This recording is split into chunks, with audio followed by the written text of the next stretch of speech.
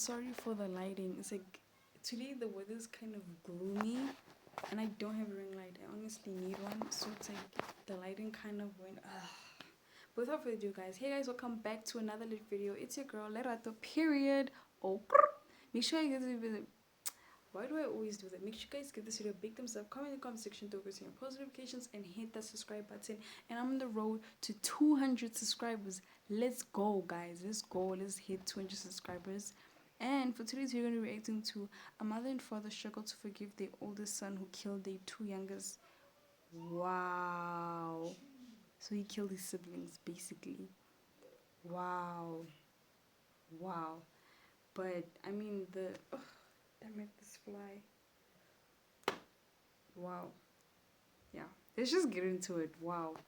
I just want to say, I don't know how people like bring themselves to kill people. Like, besides even if it's your child, family, how do you kill a person? Ugh.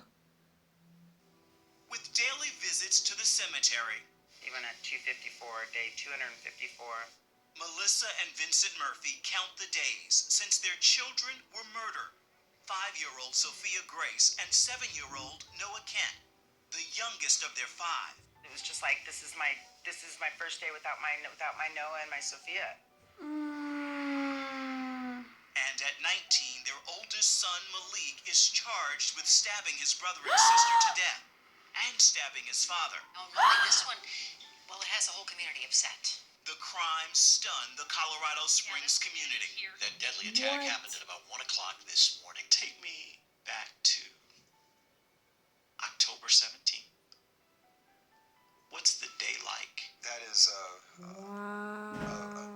kind of a painful part about all of this is that it was a very normal, enjoyable day. We kind of did the same routine that we always do. Like that. Had dinner, and it was a nice night, and so we were all outside as a family. And even Malik, because not all the time Malik comes outside to play with them in the evenings with the little kids, and he did that night. He was out there playing with Vinny and Elijah and Noah and everybody, and they were all playing football, and yeah, everything was. And then we came inside and did the whole bedtime routine, and my very last sentence was, "Mommy loves you." Shortly after 1 a.m., I awoke to the sound of Sophia's voice saying, "No, Malik, no." And What?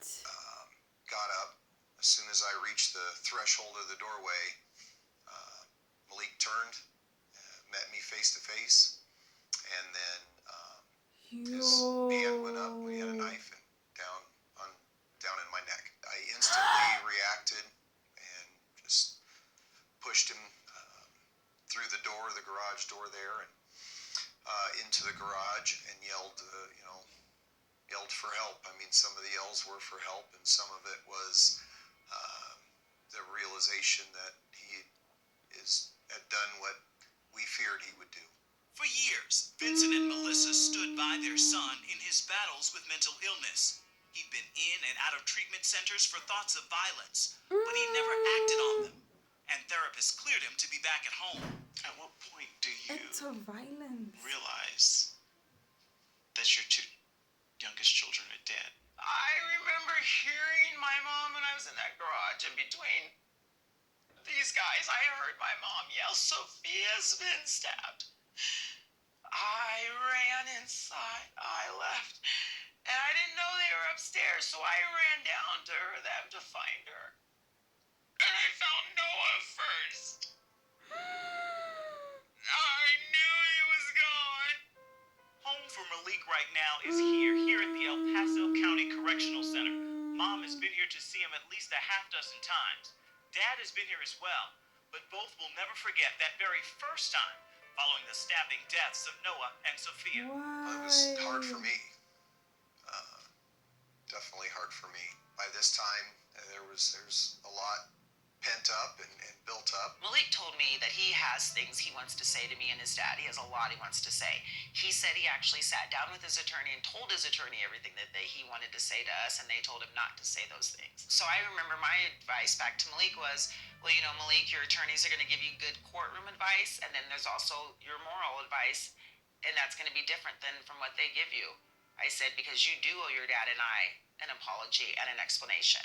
What's your prayer and hope for him right now? His mom and dad, what do you want to see happen with him?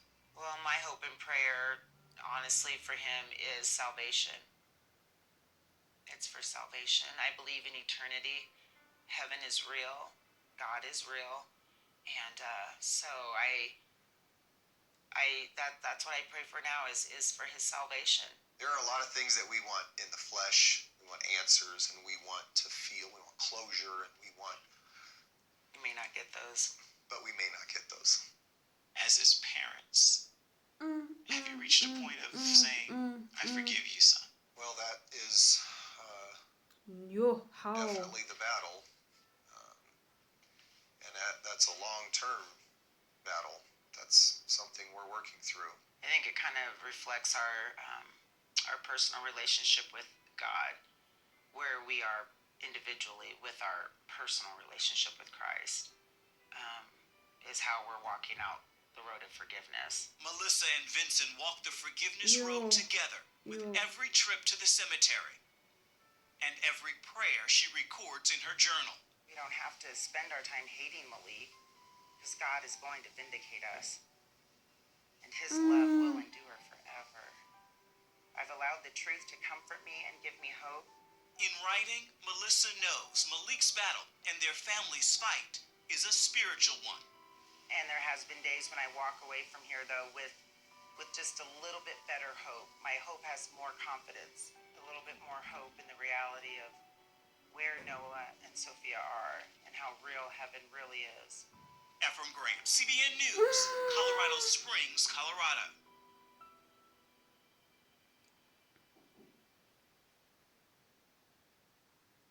Yo, that was heavy. Like, this is going back to what I've been saying these past videos. People have mental issues, guys. Some people's mental issues might be depression, might be anxiety, might be like so many things. And just like the parent said, he's been battling with what did they say? He's been battling with these things of wanting to be violent. Like, some people, it's like, I wouldn't say it's in their nature to be violent, but they have a mental illness where it's like they just want to always do something bad. Like, he literally stabbed his own siblings. Like, how do you even like put yourself in that position? Like, what was you ask yourself what was going on in his I want to say mind and head, so I'm like mid in his mind, in his head, like in that moment as he's there with the knife, like holding it, and he's actually doing it. Like, what was going? Because like, he stabbed his siblings, and then he stabs his dad in the neck. Like, yo, this is heavy. This one is a heavy one. This one is a heavy one. Like, what do you do? Like, if you're a parent and you're watching this, like, would you forgive your kid? Like, what do you do? And for the fact that the father saw what he did, it's like, it's worse when you see it happening, or you see it happen and you see he's holding a knife and blood on his hands. Like, yo, I don't even know. And I understand the mom saying about they're on this journey of trying to forgive him. Like, how do you? And they go to the funeral they go to the graveyard, I mean to say, every single day to at least feel closer to their kids. This one is a heavy one. This one is bigger than me. This one is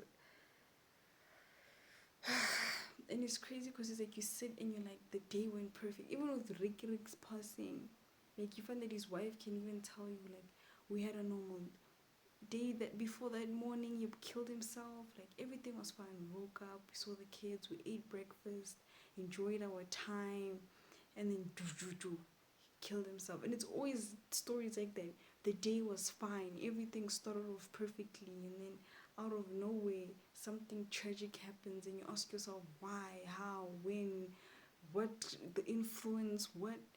Without further ado, make sure you guys give this video a big thumbs up, comment, rest in peace, and just like positive comments. Like, yo, like, I think we need to speak about mental health, guys. And don't forget to turn your post notifications on, hit the subscribe button, and I'm out.